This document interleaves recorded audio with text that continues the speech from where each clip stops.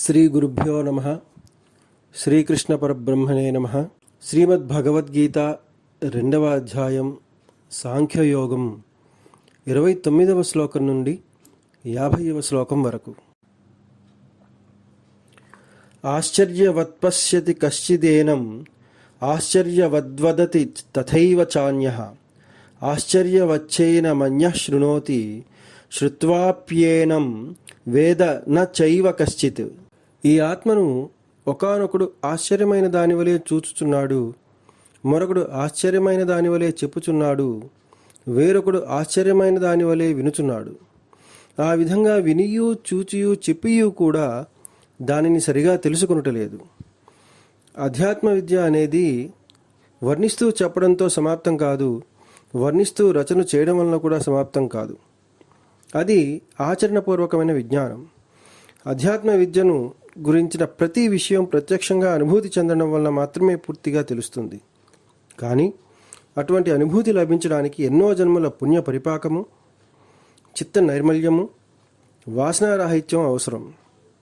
కాబట్టే సాధనా చతుష్టయ సంపత్తి బాగా ఉన్నవారికి మాత్రమే బ్రహ్మజ్ఞానమందు ప్రవేశం కలుగుతుంది. తక్కినవారు అంటే మనం ఇప్పుడు చెప్పుకున్నట్లు సాధనా చతుష్టయం మొదలైనవి బాగుగా లేనివారు బ్రహ్మజ్ఞానము ఆత్మవిచారణ చేపట్టినా కూడా పూర్ణ ఫలితాన్ని పొందరు. హృదయ క్షేత్రము సత్వగుణం ప్రధానంగా నిండి ఉండి రజస్తమస్సులు తొలగిపోయి పరిశుద్ధంగా ఉంటే నిర్మల దర్పణమందు వస్తువు చక్కగా ప్రతిబింబించినట్లుగా, మెత్తటి నేల మీద విత్తనం చక్కగా మొలకెత్తినట్లుగా బ్రహ్మ సాక్షాత్కారం శీఘ్రంగా లభిస్తుంది. ఇటువంటి వారు లోకంలో చాలా అరుదుగా ఉంటారు అని భగవానుడు చెప్తున్నాడు. కశ్చిధీర ప్రత్యగాత్మానమైక్షత్ ఆవృత్త చక్షురమృతత్వమిచ్చన్. ఇంద్రియ నిగ్రహం కలిగి బాహ్య విషయాల నుంచి చిత్తమును మరలించి అంతర్ముఖుడై మోక్షమును గురించిన తీవ్ర అభిలాషతో యత్నించు ఏ ఒకానొక ధీరుడు మాత్రమే ప్రత్యేగాత్మను సాక్షాత్కరించుకొనగలడు అని కఠోపనిషత్ చెప్తోంది. ఆత్మ అనేది ఇంద్రియాతీతము, అతి సూక్ష్మమైనది. అది హృదయ గుహయందు ఉంటుంది. నిష్కామ కర్మ, భక్తి, వైరాగ్యము, ధ్యానము మొదలైన సద్గుణాల ద్వారా హృదయాన్ని నిర్మలం చేసుకొని ఆత్మ విచారణ ద్వారా దానిని అనుభూతి పొందాలి. ఈ శ్లోకంలో వేదన చేయన కశ్చిత్ అంటే దానిని ఎవరూ కూడా తెలుసుకోవడం లేదు అని అర్థం కాదు, తెలుసుకొనివారు చాలా అరుదు అని అర్థం. ఈ శ్లోకానికే మరొక అర్థం కూడా చెప్తుంటారు. అదేంటంటే ఆత్మను గూర్చి చూచువాడు, వినువాడు, చెప్పువాడు అంటే ఆత్మానుభవం పొందినవాడు లోకంలో అత్యాశ్చర్యకరమైన వాడు, అటువంటి వాడు మహాదుర్లభుడు అని కూడా చెప్తూ ఉంటారు. భగవానుడు ఇంకా ఆత్మను గురించిన విచారణను ఉపసంహరిస్తూ ఆత్మ నిత్యుడు కావున ఎవరును ఎవరి గురించి శోకింప పని లేదు అని చెప్తున్నాడు ఈ 30వ శ్లోకంలో. దేహీ నిత్యమవధ్యోయం దేహే సర్వస్య భారత తస్మాత్ సర్వాణి భూతాని నత్వం శోచితుమర్హసి. అర్జున, సమస్త ప్రాణికోట్ల యొక్కయు దేహములందు నివసించియున్న ఈ ఆత్మ ఎన్నడూనూ చంపబడడు. కావున ఏ ప్రాణిని గురించియు నీవు శోకింపతగదు. నిత్యం అని చెప్పడం వలన ఈ సత్యము ఏదో ఒక కాలానికి వర్తించేది కాదు, ఎప్పుడునూ ఆత్మ అవధ్యుడే అని తెలుస్తోంది. అలాగే ఈ శ్లోకంలో సర్వ అనే శబ్దం 2 సార్లు ప్రయోగించడం జరిగింది. అవి సర్వస్య, సర్వాణి భూతాని అని. దీనిని బట్టి ఆత్మ సర్వ ప్రాణుల దేహములందు వసించుచున్నాడని, సర్వులయందు సమానంగా వర్తిస్తున్నాడని తెలుస్తోంది.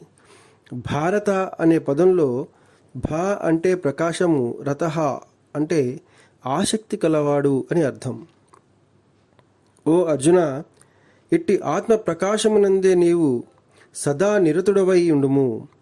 దేహాభిమానం రూప తమస్సుల యందు అంటే అజ్ఞానమునందు మునగుకుము అని భారత అనే సంబోధనతో అర్జునుడిని హెచ్చరిస్తున్నాడు భగవానుడు.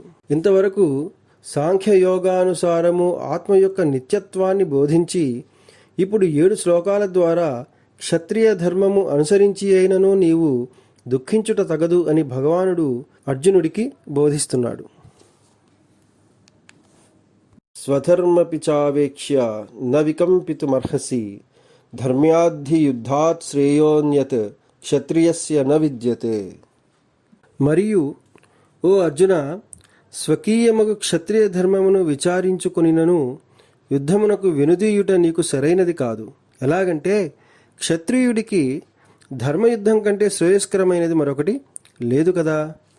ఈ శ్లోకంలో ధర్మ్యాత్ అని చెప్పడం వలన ధర్మయుద్ధాన్నే క్షత్రియుడు ఆశ్రయించాలి కానీ అధర్మయుద్ధాన్ని కాదు అని స్పష్టంగా తెలియజేయబడింది. కర్తవ్య నిర్వహణ, స్వధర్మాచరణ, ధర్మానికి విరుద్ధం కాని కార్యాలయందు భగవానుడికి ఎంత ప్రీతో మనకి ఈ శ్లోకం ద్వారా తెలుస్తోంది. యదృచ్ఛయాచోపపన్నం స్వర్గద్వారామపావృతం సుఖినః క్షత్రియాః పార్థ లభంతే యుద్ధమీదృశం. ఓ అర్జున, అప్రయత్నంగానే లభించినట్టిదియు తెరవబడిన స్వర్గద్వారము వంటిదియు అయిన ఇట్టి యుద్ధమును ఏ క్షత్రియులు పొందుదురో వారు నిక్కముగా సుఖవంతులే అగుదురు.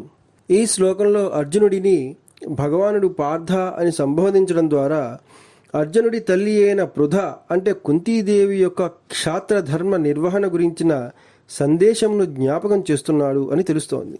ఈ యుద్ధానికి పూర్వము కుంతీదేవి హస్తినాపురం నుంచి కృష్ణుని ద్వారా దేని నిమిత్తమో క్షత్రియ మాత కుమారుని కనుచున్నదో అట్టి సందర్భం ఇప్పుడు వచ్చింది అనే సందేశాన్ని అర్జునుడికి పంపించింది.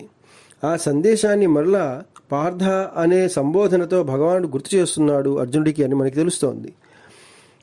బాహ్య యుద్ధం క్షత్రియులకు ఉంటే అంతర్యుద్ధం ప్రతి ఒక్కరికి ఉంటుంది. అంటే కామ, క్రోధ, రాగ, ద్వేషాలు, దుష్టవాసనలతో యుద్ధం అని ప్రతి ఒక్కరూ చేయవలసిందే.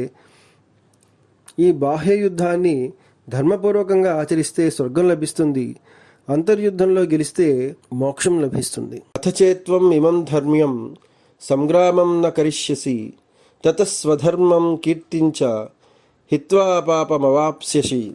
ఇక నీవు ధర్మయుక్తమగు ఈ యుద్ధము చేయకుందువేని దానిచే నీవు స్వధర్మమును నిరసించిన వాడవై కీర్తిని పోగొట్టుకుని పాపము పొందగలవు అని అంటున్నాడు భగవానుడు అర్జునుడితో. అకీర్తించాపి భూతాని కథయిష్యంతి తే వ్యయాం సంభావితస్య చాకీర్తి మరణాత్ అతిరిచ్యతే. మరియు లోకులు నీ యొక్క అపకీర్తిని చిరకాలము వరకు చెప్పుకుంటారు. గౌరవముగా బ్రతికిన వానికి అపకీర్తి చావు కంటే భయంకరమైనది. ఈ 34వ శ్లోకంలో స్వధర్మం ఆచరించి అపకీర్తి రాకుండా కాపాడుకోమని భగవానుడు అర్జునుడికి చెప్తున్నాడు. మరొక అర్థం ఏంటంటే జీవుడు ఆత్మస్వరూపుడు. అతడు ఇంద్రియాలకు, మనసులకు లోబడితే అపకీర్తి పాలవుతాడు. కాబట్టి ఆత్మస్మృతిని పొంది మాయను, ఇంద్రియాదులను జయించి అపకీర్తి రాకుండా కాపాడుకోవడం ప్రతి వ్యక్తి కర్తవ్యం అని కూడా మనం అర్థం చేసుకోవాలి. భయాద్రనాదు పరతం మన్యంతే త్వాం మహారథాః ఏషాంచత్వం బహుమతో భూత్వా యాస్యసి లాఘవం.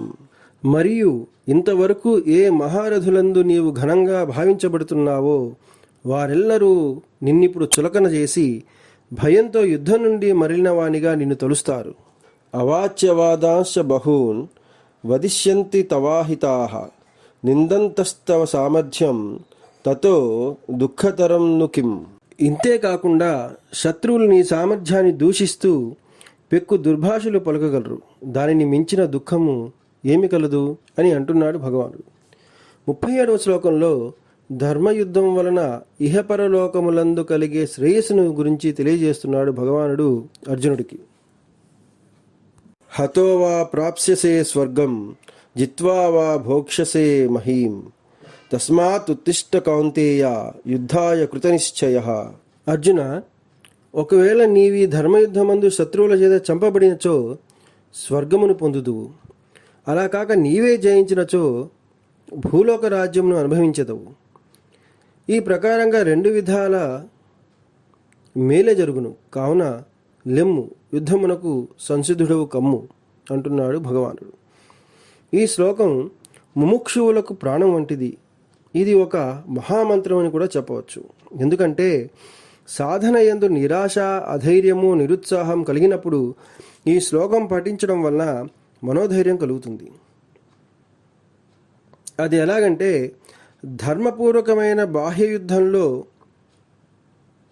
శూరుడు జయించినచో రాజ్యమును, మరణిస్తే స్వర్గమును ఎలా పొందుతాడో అదేవిధంగా అవిద్య అంటే మాయతో చేసే సంగ్రామంలో, ఆత్మానాత్మ యుద్ధంలో సాధకుడు విజయం పొందితే మోక్షము, మరణం పొందితే ఉత్తమ లోకాలను పొంది ఆ లోకాలలో సుఖాలను అనుభవించి మళ్ళా భూలోకంలో ఉత్తమ వంశంలోనో లేక యోగుల యొక్క కులంలోనో జన్మించి తాను ఇదివరకు వదిలిన సాధనను తిరిగి కొనసాగిస్తాడని భగవానుడు 6వ అధ్యాయంలో చెప్పబోతున్నాడు. కాబట్టి ముముక్షువు తన ఆధ్యాత్మ సాధనను కొనసాగించాలని అర్జునుడిని నెపంగా చేసుకుని భగవానుడు చెప్తున్నాడు. ఏ విధంగా కార్యాలను ఆచరిస్తే మనుజుడు పాపము పొందడో తెలియజేస్తున్నాడు 38వ శ్లోకంలో భగవానుడు. సుఖదుఃఖే సమే కృత్వా లాభాలాభో జయాజయౌ తతో యుద్ధాయ యుజ్యస్వ నైవం పాపమవాప్స్యసి. సుఖదుఖములందును, లాభ నష్టములందును, జయాపజయములందును సమబుద్ధిని కలిగి యుద్ధమునకు సంసిద్ధుడవగుము. ఇట్లు చేసితివేని నీవు పాపమును పొందకుందువు అని అంటున్నాడు భగవానుడు. ఈ శ్లోకంలో భగవానుడు కర్మ రహస్యాన్ని బోధిస్తున్నాడు. ఏ విధంగా కర్మనాచరిస్తే పాపం అంటదో ఆ విధానాన్ని తెలియజేస్తున్నాడు అర్జునుడికి భగవానుడు. కర్మను ఆచరించేటప్పుడు సుఖదుఖాల యందు సమభావనం కలిగి ఉండాలి, అంటే బ్యాలెన్స్ ఆఫ్ మైండ్ ఉండాలి అని తెలుస్తోంది మనకి. తతో యుద్ధాయ యుజ్యస్వ అని చెప్పడం వలన కర్మరంగంలోకి ప్రవేశించే ముందు ఆ కర్మను ఎలా చేయాలో ఆ పద్ధతిని తెలుసుకుని ఉండాలి అని మనకి తెలుస్తోంది. ఇంతవరకు సాంఖ్యయోగం గురించి బోధించి ఇక కర్మయోగం గురించి చెప్పడం ప్రారంభించాడు భగవానుడు అర్జునుడికి ఈ 39వ శ్లోకం నుండి. ఏషాతే భీతా సాంఖ్యే బుద్ధిర్యోగే త్విమాం శృణు బుద్ధ్యాయుక్తో యయా పార్థ కర్మబంధం ప్రహాస్యసి. ఓ అర్జున, ఇంతవరకు సాంఖ్యశాస్త్రమున చెప్పబడిన ఆత్మతత్వ నిశ్చయమును తెలిపి ఉంటిని. ఇక యోగశాస్త్రమందలి కర్మయోగ సంబంధమైన వివేకమును నీకు తెలుపబోచున్నాను. ఆ దానిని ఎరింగినచో నీవు కర్మబంధము నుంచి లెస్సగా విముక్తుడవు కాగలవు. కాబట్టి శ్రద్ధతో ఆలకింపుము. కర్మ చేసినా కూడా బంధింపబడకుండా ఉండాలంటే ఎటువంటి కర్మను ఆచరించాలనే వివేకము చాలా అవసరం. అటువంటి వివేకాన్ని బుద్ధి అని అంటాం. అటువంటి బుద్ధితో కర్మను ఆచరిస్తే జీవుడు కర్మబంధంలో చిక్కుకోడు. కాబట్టి భగవానుడు తెలుపబోయే అట్టి బుద్ధిని, అట్టి కర్మయోగ రహస్యాన్ని ప్రతివాడు హస్తగతం చేసుకుని బంధ విముక్తులు కావాలని కోరుకుందాం. ఇక ఈ కర్మయోగం యొక్క మహిమను వర్ణిస్తున్నాడు భగవానుడు 40వ శ్లోకంలో. నేహాభిక్రమ నాశోస్తి ప్రత్యవాయో న విద్యతే స్వల్పమప్యస్య ధర్మస్య త్రాయతే మహతో భయాత్. ఈ కర్మయోగము ప్రారంభింపబడిన నిష్ఫలం ఎన్నటికీ కాదు. పూర్తి అవడానికి ముందే ఏ కారణం చేతైనా మధ్యలో నిలిచిపోయినా దోషం లేదు. ఈ కర్మయోగానుష్ఠానం అనే ధర్మము ఒకంతైనను గొప్పదైన సంసార భయం నుంచి రక్షిస్తుంది. బుద్ధితో అంటే వివేకంతో కూడిన ఈ కర్మయోగము అంటే నిష్కామ కర్మయోగము లేదా ఆధ్యాత్మిక సాధనను ప్రారంభిస్తే అది ఎప్పటికీ వ్యర్థం కాదు. అది తప్పకుండా సత్ఫలితాన్ని కలుగజేస్తుంది. ఒకవేళ ఏదైనా అవాంతరాల వలన మధ్యలో ఆగిపోయినా ఎటువంటి దోషము ఉండదు. త్రాయతే మహతో భయాత్ అంటే వివేకంతో కూడిన ఈ కర్మాచరణము లేదా నిష్కామ కర్మము ఒకంత చేసిన మహాభయం నుంచి జీవుడిని కాపాడుస్తుంది. ప్రపంచంలో అన్ని భయాల కంటే గొప్ప భయం ఏంటంటే జనన మరణ రూప సంసార భయం. దానిని మనం చేసే నిష్కామ కర్మానుష్ఠానం పోగొడుతుంది. చిన్న ఓడ అయిన విశాల మహాసముద్రాన్ని దాటించినట్లు ఈ పరమార్థ సాధనం కొంచెం చేసిన ఘోర సంసార విపత్తు నుంచి జీవుణ్ణి కాపాడుతుంది. కాబట్టి సాధకుడు దిగులు పడాల్సిన అవసరం లేదు. పూర్ణస్థితిని మొట్టమొదట పొందలేకపోయినా తమ సాధన విడిచిపెట్టకుండా ఆచరిస్తూ ఉండాలి. చిన్న పూజ అయినా చిన్న మంత్రం అయినా దానిని గట్టిగా పట్టుకుని దాని అందే పరిపూర్ణమైన విశ్వాసం ఉంచి ఆచరిస్తూ ఉంటే క్రమంగా అదే సంసార సముద్రాన్ని దాటిస్తుంది. కాబట్టి భగవంతుని వాక్యంపై విశ్వాసం ఉంచి నిష్కామ కర్మయోగమును, ఆధ్యాత్మిక ధర్మాన్ని ఒకంతైన ఆచరించి జనులు బంధ విముక్తులు అవుతారని తెలుస్తోంది. ఉత్తమ కర్మయోగి యొక్క స్థిరచిత్తమునకును భోగాసక్తుల చంచల మానసములకును గల భేదం చూపిస్తున్నాడు భగవానుడు ఈ 41వ శ్లోకంలో. వ్యవసాయాత్మిక బుద్ధి ఏకేహ కృనందన బహుశాఖా హ్యనంతాశ్చ బుద్ధయో వ్యవసాయినాం. అర్జున, ఈ కర్మయోగానుష్ఠానమున నిశ్చయముతో కూడిన బుద్ధి ఒక్కటే. నిశ్చయము లేని వారి యొక్క బుద్ధులు పలు విధములుగాను అనంతములుగాను ఉన్నవి. దైవమునందు అంటే ఆత్మయందు నిశ్చయము కలిగి ఉన్న బుద్ధి ఒకటే అయి ఉంటుంది. ఎలాగంటే అది ఆ దైవాన్ని తప్ప ఇతర విషయాలను కాంక్షించదు. అది శాఖోపశాఖలుగా విస్తరించదు. అటువంటి బుద్ధి దైవం అనే లక్ష్యం మీదే ఏకాగ్రంగా ఉంటుంది. అటువంటి నిశ్చయ బుద్ధి గల వారు చేసే ప్రతి పని, ప్రతి భావన దైవోన్ముఖంగా ఉంటుంది. అటువంటి వారు ఎటువంటి ప్రతిఫలాపేక్ష లేకుండా కార్యములను ఈశ్వరార్పణంగా చేస్తారు. కానీ ఇటువంటి దైవ లక్ష్యము లేని వారు అనేక ప్రాపంచిక వస్తువులను ఆశ్రయించి దృశ్య పదార్థాల వైపు పరిగెడుతూ వాటిని పొందడమే తన గమ్యంగా భావించి చంచల బుద్ధిని కలిగి ఉంటారు. అటువంటి వారి బుద్ధి ఏకోన్ముఖంగా ఉండకుండా డొంకపై తీగలాగా అనేక శాఖలుగా విస్తరించి ప్రపంచ వస్తువులపై పడి అనేక ఫలాలను లేదా ఫలితాలను కోరుతూ భోగాలను కాంక్షిస్తూ అనేక కర్మకాండలలో చిక్కుకుని దాని ఫలితంగా ఏకాగ్రత లేనిదై సంచరిస్తూ ఉంటుంది. ఏ విధంగా అయితే భిన్నాలుగా ఉన్న సూర్యకిరణాలు భూతద్దం ద్వారా ఏకోన్ముఖమై ఆ శక్తితో కింద ఉన్న కాగితాన్ని దహించినట్లుగా ఏకాగ్ర బుద్ధి యందు అఖండ శక్తి విరాజిల్లుతోంది. కాబట్టి ప్రాపంచిక మానవుడు వివేకవంతుడై దైవమందు లేదా మోక్షమందు నిశ్చయం కలిగిన బుద్ధిని అవలంబించి బహుశాఖాత్మకమగు అనిశ్చయాత్మక బుద్ధిని వదిలివేయాలి. అంతేకాకుండా నిశ్చయాత్మక బుద్ధి లేని వారి స్వభావాన్ని వర్ణిస్తున్నాడు భగవానుడు ఈ 42, 43, 44వ శ్లోకాలలో. యామిమాం పుష్పితాం వాచం ప్రవదంత్య విపశ్చితః వేదవాదరతాః పార్థ నాణ్యదస్తీతి వాదినః కామాత్మానః స్వర్గపరాః జన్మకర్మ ఫలప్రదాం క్రియా విశేష బహుళాం భోగైశ్వర్య గతిం ప్రతి భోగైశ్వర్య ప్రసక్తానాం తయాపహృతచేతసాం వ్యవసాయాత్మికా బుద్ధి సమాధౌ న విధీయతే. ఓ అర్జున, వేదమునందు ఫలమును తెలుపు భాగములందు ఇష్టము కలవారును అందు చెప్పబడిన స్వర్గాది ఫలితము కంటే అధికమైనది వేరొకటి ఏదియూ లేదని వాదించువారును విషయ వాంఛలతో నిండిన చిత్తము కలవారును స్వర్గాభిలాషులు అగు అల్పజ్ఞులు జన్మము కర్మము తత్ఫలములు వసంగు భోగైశ్వర్య సంపాదనకై వివిధ కార్యకలాపాలతో కూడినదియు ఫల శూన్యమైనదియు అగు ఏ వాక్యమును చెప్పుచున్నారో అద్దానిచే అపహరింపబడిన చిత్తము కలవారును భోగైశ్వర్య ప్రియులగు జనులకు దైవధ్యానమందు నిశ్చయమైన బుద్ధి కలగనే కలగదు. పుష్పితాం వాచం అంటే ఫలప్రదం కాని వాదములు అని అర్థం.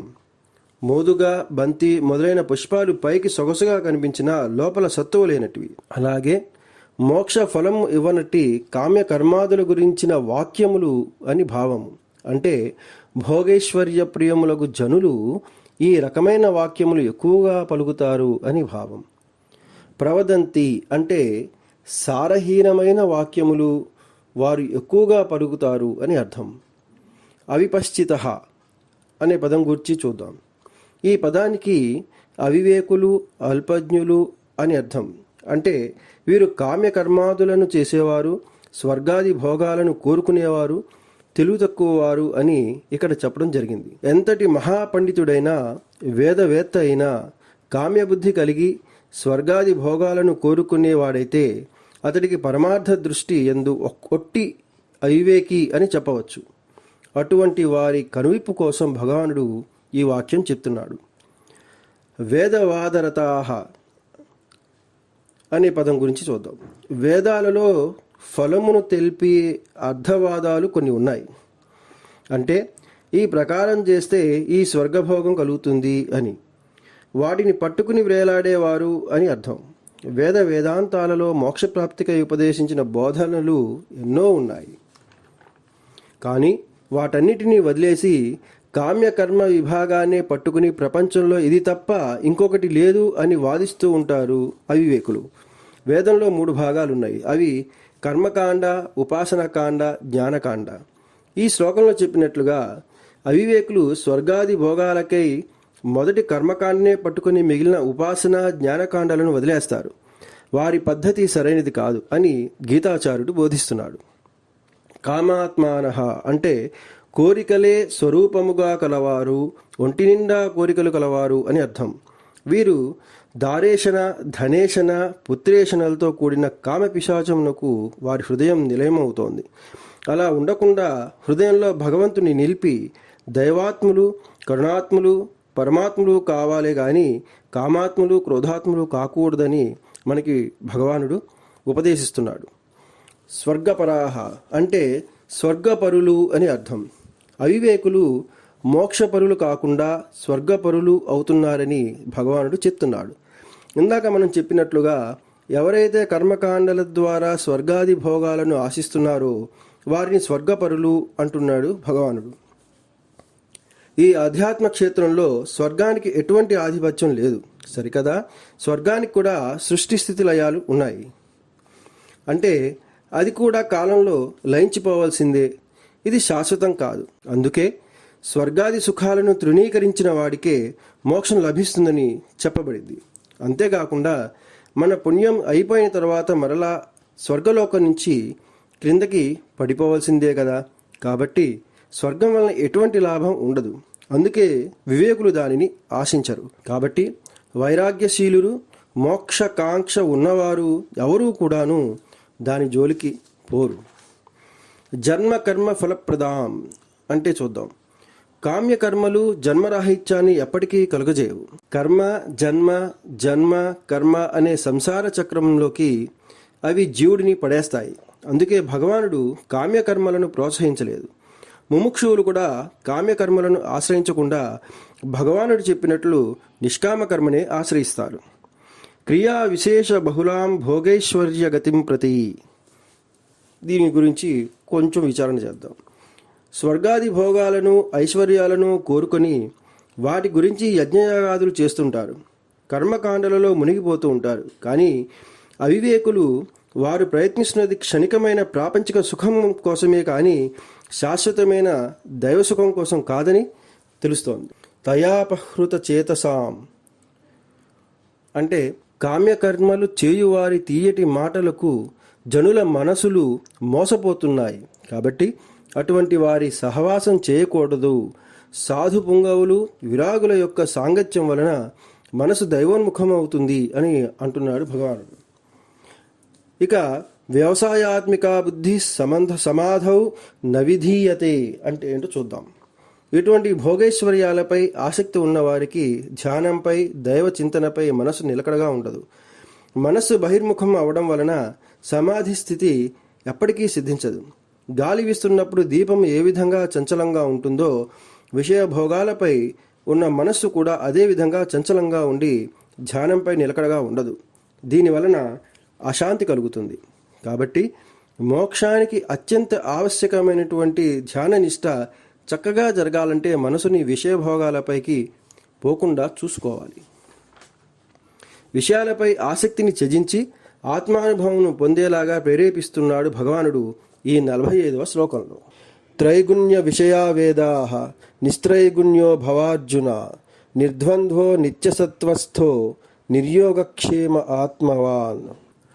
ఓ అర్జున, వేదములు త్రిగుణాత్మకములగు విషయాలను తెలిపేవిగా ఉన్నాయి. నీవు త్రిగుణాలను వదిలిన వాడవును, ద్వంద్వములు లేనివాడవును, నిరంతరం శుద్ధసత్వమును ఆశ్రయించిన వాడవును, యోగక్షేమముల దృష్టి లేనివాడవును, ఆత్మజ్ఞానివిని కమ్ము అని చెప్తున్నాడు భగవానుడు. ఈ శ్లోకంలో త్రైగుణ్య విషయా వేదాహ అని అన్నారు. అంటే సందర్భాన్ని బట్టి చూస్తే కర్మకాండకు యజ్ఞయాగాదులకు సంబంధించిన వేద భాగము గురించే ఇక్కడ ప్రస్తావించడం జరిగిందని స్పష్టమవుతోంది. వేదం యొక్క ఉత్తర భాగం త్రిగుణాతీతమైన పరబ్రహ్మ గురించి చెప్పింది. ఈ దృశ్య ప్రపంచం అంతా త్రిగుణాలతో నిండి ఉంది. అది అల్పమైనది. ఆత్మ ఒక్కటే త్రిగుణాతీతమైంది, సర్వోత్తమైనది. ఎవరైతే ఈ గుణాలకి లోబడి ఉంటారో వారికే బంధువులు, బాధలు, జన్మలు, కర్మలు, బంధాలు ఉంటాయి. ఈ గుణాలను దాటి ఆత్మయందు స్థితి కలిగి ఉన్న జ్ఞానికి ఇవేమీ ఉండవు. అంటే బంధాలు, కర్మలు, బాధలు ఉండవు. అందుకే భగవానుడు అర్జునుడిని గుణాతీతుడుగా, ఆత్మవంతుడుగా ఉండాలని ఆనతి ఇచ్చాడు. నిత్య సత్వస్థ. ఇక్కడ చెప్పినటువంటి సత్వము త్రిగుణాలలో ఉన్న సత్వము కాదు. ఎందుకంటే త్రిగుణాలను దాటమని చెప్పి మళ్ళా ఒకానొక గుణాన్ని ఆశ్రయించు అని ఎప్పటికీ బోధించడం జరగదు. కాబట్టి ఇక్కడ సత్వము అంటే విశుద్ధ సత్వస్థితి లేదా ఆత్మస్థితి అని అర్థం చేసుకోవాలి. శ్రీ వశిష్ఠుల వారు చెప్పినట్లు జ్ఞచిత్తం సత్వముచ్యతే. అంటే ఆత్మజ్ఞాని యొక్క బ్రహ్మకారకమగు చిత్తము సత్వము అనబడుతుంది. కాబట్టి నిరంతరం సత్వమును ఆశ్రయించి ఆత్మస్థితుడై ఉండాలని దీని భావం. నిర్యోగ క్షేమ ఆత్మవాన్ అంటే ఇక్కడ యోగము అంటే లేని వస్తువును పొందుట అని, క్షేమము అంటే దానిని కాపాడుట అని అర్థం వస్తుంది. ఈ రెండూ లేకుండా ఉండుము అని భగవానుడు తెలియజేస్తున్నాడు అర్జునుడికి. ఇక ఆత్మజ్ఞాని యొక్క మహిమను తెలియజేస్తున్నాడు భగవానుడు ఈ 46వ శ్లోకంలో. యావానర్ధ ఉదపానే సర్వతః సంప్లుతోదకే తావాత్ సర్వేషు వేదేషు బ్రాహ్మణస్య విజానతః. స్నానపానాదులకు ఉపయుక్తమగు స్వల్ప జలము గల బావి మొదలగు వాని ఎందెంత ప్రయోజనం కలదో అంత ప్రయోజనము అంతటను నీటితో నిండి ఉన్న మహత్తర జల ప్రవాహమునందు ఇమిడి ఉన్న చందమున వేదములందు చెప్పబడిన సమస్త కర్మములందును ఎంత ప్రయోజనం కలదో అంత ప్రయోజనం పరమార్థతత్వము ఎరిగిన బ్రహ్మనిష్ఠునకు బ్రహ్మానందమున ఇమిడి ఉన్నది. మరొక అర్థం ఏంటంటే స్నాన పానాదుల విషయమై అంతటను నీటితో నిండి ఉన్న చెరువు మొదలైన వాటి యందు మనిషికి ఎంతటి ప్రయోజనం కలదో అంతటి ప్రయోజనమే సమస్తములైన వేదములందు అనుభవజ్ఞుడైన బ్రహ్మనిష్ఠుడికి కలదు అని అర్థం. బ్రహ్మనిష్ట ఉన్నవాడు వేదాలలో ఉన్న ఆ కామ్యకర్మాది ఫలాలను ఎప్పటికీ ఆశించడు. శతే పంచాశత్ అంటే 100 యందు 50 ఇమిడి ఉన్నట్లుగా ఆత్మసుఖమందు ఇతర సమస్త సుఖాలు ఇమిడి ఉన్నాయి. కాబట్టి ఆత్మజ్ఞాని వేదోక్తములైన కామ్యకర్మ ఫలాలను ఆశించడు. ఇక్కడ జానతః అని చెప్పకుండా విజానతః అని చెప్పడం వలన పైపై జ్ఞానము చాలదని, అనుభవ జ్ఞానం ఉండాలని మనకి స్పష్టమవుతోంది. వేదాలలో అనేక మంత్రములు, ఉపాసనలు, కర్మలు మొదలైనవి చెప్పినప్పటికీ భవరోగం నశించి మోక్షధామాన్ని చేరడానికి సాధకుడికి ఏ ఒక్క మంత్రమో, ఉపాసనో, ధ్యానమో సక్రమంగా అనుష్ఠిస్తే చాలు. అన్నింటినీ చేయలేదే అని ఎవరూ కూడా దిగులు పడాల్సిన పని లేదు అని భగవానుడు ఇక్కడ చెప్తున్నాడు. ఇక కర్మయోగం యొక్క పద్ధతిని భగవానుడు చెప్తున్నాడు 47వ శ్లోకంలో. కర్మణ్యేవాధికారస్తే మా ఫలేషు కదాచన మా కర్మ ఫలహేతుర్భూ మాతే సంగోస్త్వకర్మణి. అర్జున, నీకు కర్మ చేయుట యందే అధికారం కలదు. కర్మ ఫలముల నాశించుట యందేనాడును నీకు అధికారము లేదు. కర్మ ఫలములకు నీవు కారణభూతుడు కాకము, మరియు కర్మలు మానుట యందు నీకు ఆసక్తి కలుగకుండుగాక అని అంటున్నాడు భగవానుడు. యోగస్థః కురు కర్మాణి సంఘం త్యక్త్వా ధనంజయ సిద్ధ్య సిద్ధ్యో సమోభూత్వా సమత్వం యోగ ఉచ్యతే. ఓ అర్జున, నీవు యోగనిష్టయందుండి సంగమును త్యజించి కార్యము ఫలించినను ఫలించకపోయినను సమానముగా ఉన్నవాడవై కర్మలను చేయుము. అట్టి సమత్వ బుద్ధియే యోగమనబడును. ఈ 48వ శ్లోకం ద్వారా భగవానుడు యోగనిష్టయందు ఉండి కర్మలను చేయమని ఆజ్ఞాపిస్తున్నాడు అర్జునుడిని. యోగం అంటే ఏమిటి అనే ప్రశ్న ఉదయించవచ్చు. కార్యము యొక్క సిద్ధి అసిద్ధుల యందు సమభావన కలిగి ఉండటాన్నే యోగము అని అంటాం. అయితే అటువంటి నిర్వికార స్థితి ఎట్లా వస్తుంది అనే మరో ప్రశ్న కూడా ఉదయిస్తోంది. దానికి సమాధానం ఈ విధంగా చెప్తున్నాడు భగవానుడు. అదేంటంటే, మనస్సును దాటి ఆత్మయందు నిలకడగా ఉన్నప్పుడే అటువంటి స్థితి వస్తుంది. దానినే యోగ స్థితి అంటాం. అటువంటి స్థితి అందే నిర్వికార సమస్థితి ఉదయిస్తుంది. కాబట్టి అటువంటి స్థితి యందు కార్యములను చేయమని భగవానుడు తెలియజేస్తున్నాడు. కామ్య కర్మమును వీడి సమత్వ బుద్ధితో కూడిన కర్మము అవలంబించాలని బోధిస్తున్నాడు భగవానుడు ఈ 49వ శ్లోకంలో. దూరేణ హ్యవరం కర్మ బుద్ధియోగా ధనంజయ బుద్ధౌ శరణమన్విచ్ఛ కృపణా ఫలహేతవః. అర్జున, సమత్వ బుద్ధితో కూడిన నిష్కామ కర్మము కంటే ఫలాపేక్షతో కూడిన కామ్యకర్మము చాలా తక్కువైనది కదా. కావున సమత్వ రూపమైన అట్టి నిష్కామ కర్మానుష్ఠాన బుద్ధినే నీవు ఆశ్రయించుము. ఫలమును కోరు వారు అల్పులు. అట్టి సమత్వ బుద్ధితో ఆచరించు నిష్కామ కర్మకి ఫలము తెలుపుతూ దానినే ఆశ్రయించాలని బోధిస్తున్నాడు భగవానుడు ఈ 50వ శ్లోకంలో. బుద్ధియుక్తో జహాతీహ ఉభే సుకృత దుష్కృతే తస్మాద్యోగాయ యుజ్యస్వ యోగ కర్మసు కౌశలం. సమత్వ బుద్ధి గలవాడు పుణ్యపాపాల రెండింటినీ ఈ జన్మయందు తొలగించుకొనుచున్నాడు. కావున అట్టి సమత్వ బుద్ధి యుక్తమగు నిష్కామ కర్మ యోగము కొరకు యత్నింపుము. కర్మల యందలి నేర్పరితనమే యోగము అనబడుతుంది.